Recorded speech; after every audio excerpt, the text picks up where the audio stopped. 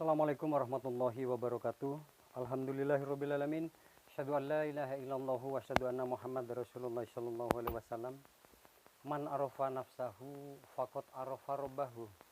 Alhamdulillah. Salam santun, salam sejahtera buat teman-teman, para sahabat, para ahli tauhid, para saudara-saudara tauhid saya.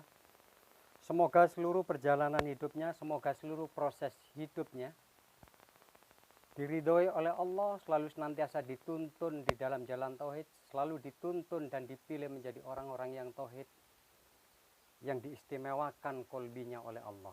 Alhamdulillahirrabbilalamin. Di dalam perjalanan saya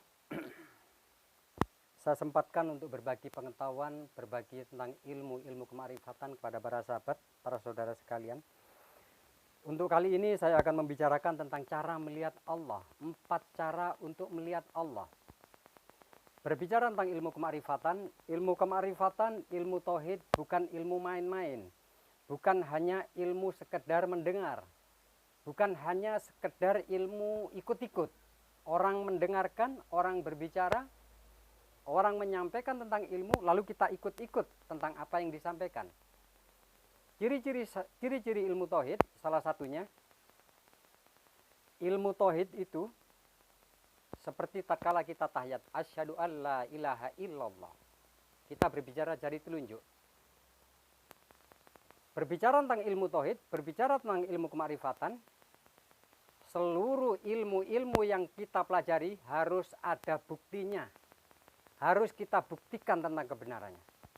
Silakan para saudara, para sahabat seluruhnya siapapun, termasuk sahabat-sahabat goibul goib, silakan doakan saya menjadi orang-orang yang munafik. Saya termasuk adalah orang-orang yang celaka. Saya adalah termasuk orang-orang yang munafik. Apabila setiap kali saya menyampaikan tentang berbagi ilmu, menyampaikan tentang ilmu-ilmu Allah, ilmu-ilmu Islam, lalu seluruh tindakan dan perilaku saya dalam kehidupan ini tidak cocok dengan seluruh ilmu yang saya miliki, apa yang keluar dari lisan saya tidak cocok dengan ilmu yang selalu saya sampaikan, semoga saya termasuk orang-orang yang munafik dan dilaknat oleh Allah. Artinya, apa yang saya sampaikan itulah diri saya. Saudara paling mudah membaca psikologi saya. Mungkin kalau saudara membaca tentang grafologi saya, mungkin kesulitan karena saudara nggak pernah tahu tentang tulisan saya. Tapi dari sisi psikologis, setiap kali saya menyampaikan, itulah diri saya.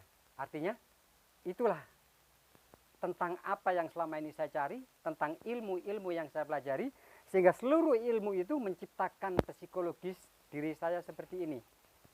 Selalu santun dalam ucapan, selalu menghormati, menghargai siapapun yang saya temui, dan selalu menebarkan senyum. Kembali tentang melihat Allah. Yang pasti secara formal melihat Allah itu ada 4 cara untuk melihat Allah menurut tataran tingkatan ilmu kemarifatan. Sebenarnya Islam sebenarnya secara mutlak tidak mengajarkan tentang tingkatan itu sendiri. Tingkatan adalah fase, jembatan atau wasilah untuk sampai kepada apa? Pencarian jati diri manusia. Baik tahu tentang Allah, tahu tentang diri kita siapa, tahu tentang apapun. Cara-cara untuk melihat Allah, ini ada 4 cara yang sangat gampang kita pahami. Dan ini di metode kitabnya memang dijelaskan seperti itu. Salah satu yang pertama, cara yang pertama adalah cara melihat Allah dari sisi asma'nya. Jadi ada asma, ada sifat, ada af'al, ada zat Allah. Kita kalau betul-betul kepingin betul-betul makrifat kepada Allah, mendapatkan cinta Allah, tahu tentang cinta Allah setiap detik, setiap harinya, alangkah indah kalau keempatnya ini kita pahami. Yakni tentang sifat, tentang asma, tentang af'al, dan tentang zatnya sendiri. Kemakrifatan di dalam 4 elemen yang perlu kita pahami. Tujuannya bagaimana? Pasti yang sering saya sampaikan. Setiap manusia selalu senantiasa mendambakan ketenangan, mendambakan kedamaian, kepingin selalu hidupnya itu penuh kebahagiaan. Pasti. Tauhid yang selama ini saya berguru kemana-mana, mencari ilmu kemana-mana dulunya, saya mendapatkan tepian pantai terminal pencarian saya ada di dalam tauhid. Dan dengan memahami Allah, dengan ingat kepada Allah, dengan selalu senantiasa melihat Allah dengan segala bentuknya, itu menciptakan cinta yang tinggi pada setiap siapa? Pada setiap orang tauhid. Cara yang pertama adalah cara bagaimana? Ma'rifatnya asma. Ma'rifatnya asma bagaimana? Memahami Allah mungkin cukup dengan apa? Cukup dengan sebutan nama Allah yang sudah ada. Dan di dalam sebutan nama asma-asma yang sudah ada, kita bisa lihat bagaimana di Asmaul Husna. Bagaimana kita bisa mempelajari di sifat-sifat 20 atau aqaid 50. Lalu, pemahaman tentang ma'rifat asma, ini menentukan kualitas kebijakan orang-orang yang notabene katanya ma'rifat. Bagaimana? Memahami tentang bahasa, memahami tentang perenungan-perenungan ilmu, memikirkan tentang perenungan-perenungan ilmu, yang pasti bagaimana? Orang-orang yang ma'rifat di dalam asma itu faham antara isi dan kulit, antara kosong dan isi, antara luar dan dalam. Yang pasti, ma'rifat asma kita bisa pelajari di Al-Quranul Karim. Bisa kita pelajari tentang hadis-hadis Rasul. Kita bisa pelajari dari buku apapun. Ma'rifat asma kita bisa lihat hamparan tentang apa? Allahul ladzi khalaqas samawati wal ardi wahtilafil laili wan nahari layatil ulil albab. Hamparan alam semesta jagat raya ini adalah acuan untuk mempelajari, melihat Allah melalui asma-asmanya. Lalu melalui sifat Allah. Melihat Allah makrifat di dalam sisi sifatnya. Yang pasti jelas tentang sifat Allah, Allah menyentilkan di dalam contohnya di Asmaul Husna. Bagaimana tentang sifat-sifatnya Allah? Sifat Rahman, Rahim, Latif, sifat alim, sifat sabar, sifat segala sifat 99 ditunjukkan untuk melihat Allah. Dan cara untuk bermakrifat kepada Allah bukan cuma makrifat-makrifatan, bukan sekedar makrifat, hanya makrifat ucapan, hanya makrifat yang sekedar diomongkan, tapi makrifat yang betul-betul merembes di dalam hati nurani, merembes di dalam rasa.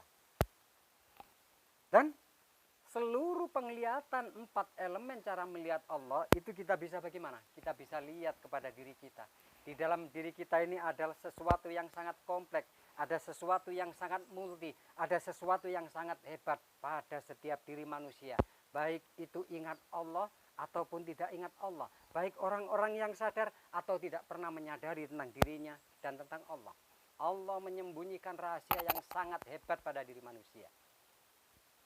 Dan rahasia itu bagaimana? Silakan ambil seluruh tentang rahasiaku, gunakan untuk ketenangan hidup di alam transit ini. Pemahaman tentang makrifat sifat, yakni kita mengetahui tentang sifat-sifat Allah, mengetahui tentang seluruh sifat-sifat Allah, baik rahmannya Allah, baik sifat cintanya Allah kepada manusia, baik sifat tanggung jawabnya kepada manusia, baik sifat sabarnya kepada manusia. Bisa dilihat bagaimana? Pada diri bisa dilihat di tubuh fisik ini, di badan wadah ini. Bagaimana Allah penuh cintanya menjaga aliran darah kita. Bagaimana Allah dengan penuh tanggung jawabnya menggerakkan jantung kita. Bagaimana Allah itu dengan penuh kasih, dengan penuh rahman rohimnya. Manusia selalu bisa beraktivitas, bergerak kemanapun manusia mau. Lalu yang ketiga, melihat Allah dari sisi af'al. Yang pasti dari sisi af'al, perbuatan atau pekerjaan Allah yang seperti apa sih? Yang pasti Allah itu sangat jelas sekali. Sangat jelas sekali.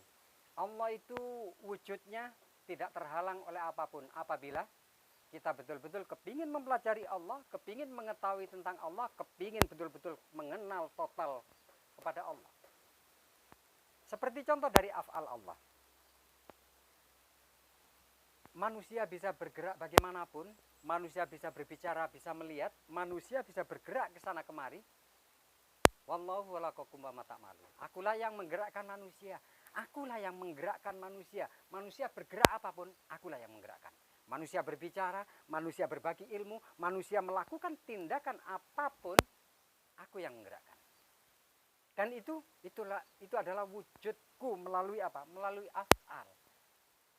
Fabi ayya ala rabbikum atukadiban. Kurang apa aku kepada manusia? Aku loh menunjukkan diriku dengan jelas. Seluruh gerakan-gerakan manusia dengan dasar la haula wala quwata illa billah. Ini sangat jelas untuk melihat dari sisi af'alnya.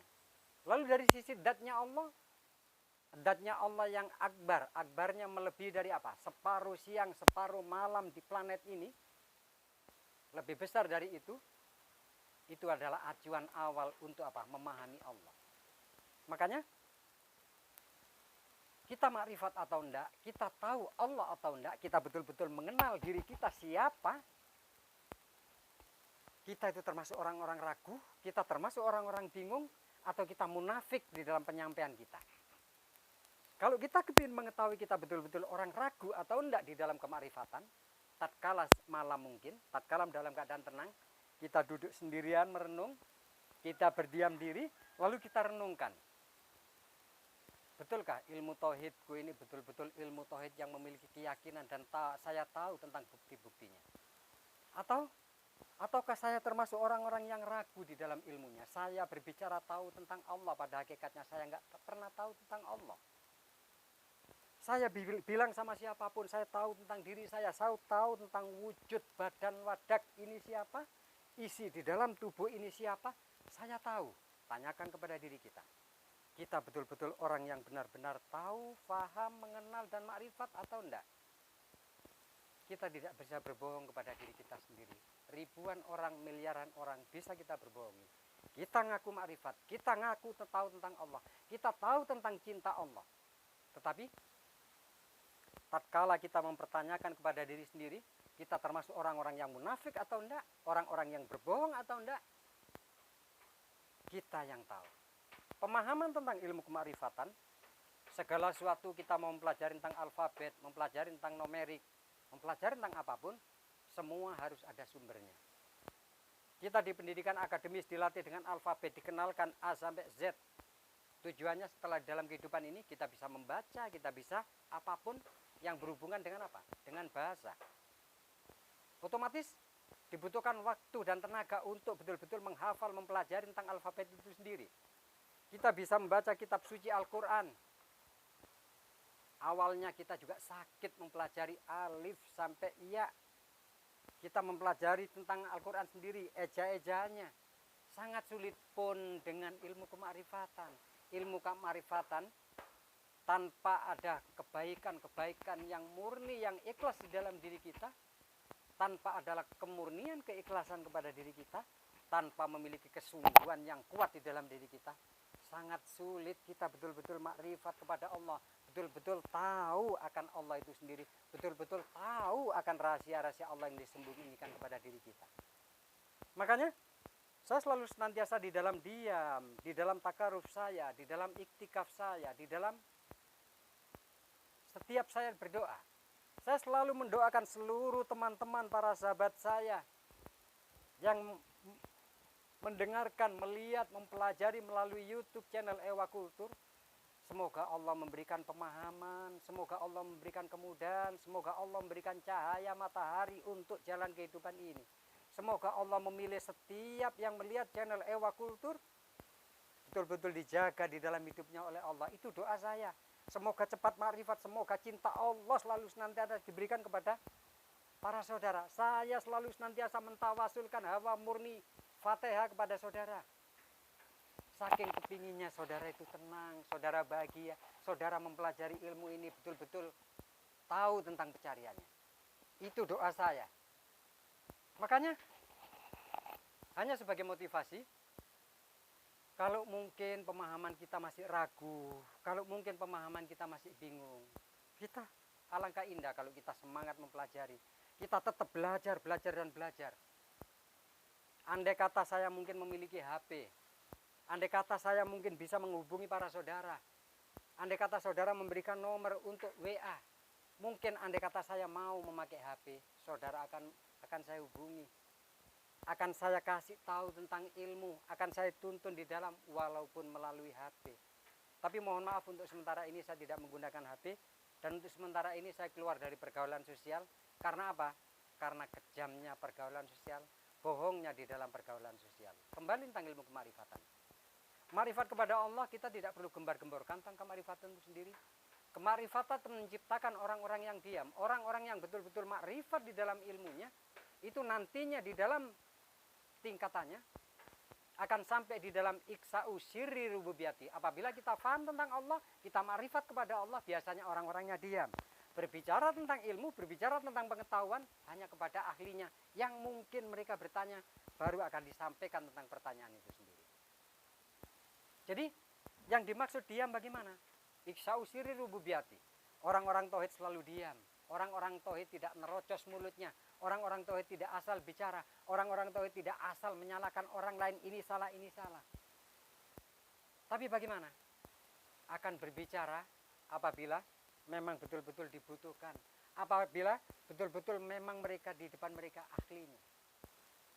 Jangan menjadi orang-orang tauhid yang kepingin tahu tentang ilmu ketauhidan, mempelajari tentang Allah, mempelajari tentang kemakrifatan, kepingin tahu tentang ilmu hakikat. Hanya kita mempelajari, hanya sekedar tahu, tidak bisa kita praktekkan dari sisi kehidupan. Naudzubillahi min dzalik. Orang-orang yang celaka adalah orang-orang yang mempelajari ilmu tauhid, tapi seluruh tindakan dan perilakunya tidak cocok dengan ketauhidan. Sangat bahaya sekali. Makanya bagi para teman-teman, saya sering menyampaikan, kita suatu saat akan pulang. Rumah kita bukan di dunia ini. Ini adalah rumah pemberhentian, rumah transit, rumah sementara. Untuk memperbanyak modal untuk pulang ke alam sana. Dan yang pulang pada diri kita siapa? Nanti kita, rumah kita di sana bagaimana? Wujud diri kita aslinya di sana bagaimana? Alangkah indah kalau kita tahu tentang semua itu. Tujuannya bagaimana? Tujuannya kita berharap menjadi orang-orang yang husnul khotimah. Kita menjadi orang-orang yang manfaat di muka bumi ini dengan atas nama kemakrifatan, dengan atas nama ketauhidan. Seluruh yang diciptakan oleh Allah mulai dari zaman Nabiullah Adam dengan 25 nabi dan rasul sampai kepada para kita sekalian dengan seluruh aturan-aturan yang diberikan oleh Allah dan para rasulnya, tak lain supaya manusia itu memiliki ketenangan di dalam dadanya. Tenang di dalam segala sesuatu. Tenang bukan karena finansial dan materi. Tenang bukan karena kalau ada keduniaan, tapi tenang dalam keadaan apapun. Setiap tarikan nafasnya selalu senantiasa tenang. Setiap apapun selalu senantiasa damai dan bahagia. Setiap apapun selalu ingat kepada Allah. Selalu bermesraan kepada Allah. Selalu senantiasa bercengkrama dengan Allah. Apa enggak nikmat kalau kita seperti itu? Tauhid, nama makrifat, nama hakikat, ini hanya sebuah jembatan dan jalan. Untuk sampai di bagaimana? Sampai setiap manusia yang ada di muka bumi, mulai dari zaman Nabi Adam sampai kita sekarang ini, yakni tujuan hidup, arti hidup, hakikat hidup yang dicari. Seluruh dunia diberikan oleh Allah hanya sebagai jalan, sebagai jembatan untuk sampai di dalam ketauhidan. Makanya sangat ironi apabila orang-orang yang notabene mengaku tauhid hanya bisa gembar-gembor melalui mulutnya. Hanya bisa berbicara, hanya bisa sharing, hanya bisa berdebat dengan orang lain. Sementara aslinya tatkala dia bertanya di dalam diamnya, dia kebingungan di dalam ilmunya. Tapi saya yakin para teman, para saudara, para sahabat sekalian, semoga Allah selalu senantiasa menuntun saudara, menjadikan saudara orang-orang yang selalu senantiasa sehat, menjadikan saudara menjadi orang-orang yang lapang, menjadikan saudara adalah orang-orang yang sudah mematikan, sudah mengendalikan tentang sisi negatifnya, sehingga saudara sampai di dalam ya ayuhan nafsul mutmainah. Saudara menjadi orang-orang yang tenang di dalam hidupnya, tidak pernah panik, tidak pernah bingung. Ilmu yang ada di dalam dada kita itu menjadikan cahaya ketenangan di dalam hidup ini. Saya yakin para saudara sekalian, semoga selalu senantiasa dituntun Allah. Semoga selalu senantiasa dibukakan tentang kemudahan. Semoga dicukupkan seluruh kebutuhannya. Apabila ada kebingungan, keresahan di dalam hidup, Allah mencabut seluruhnya. Dan Anda menjadi orang-orang yang bebas di muka bumi ini, bebas yang tetap di dalam rel-rel syariat. Terakhir,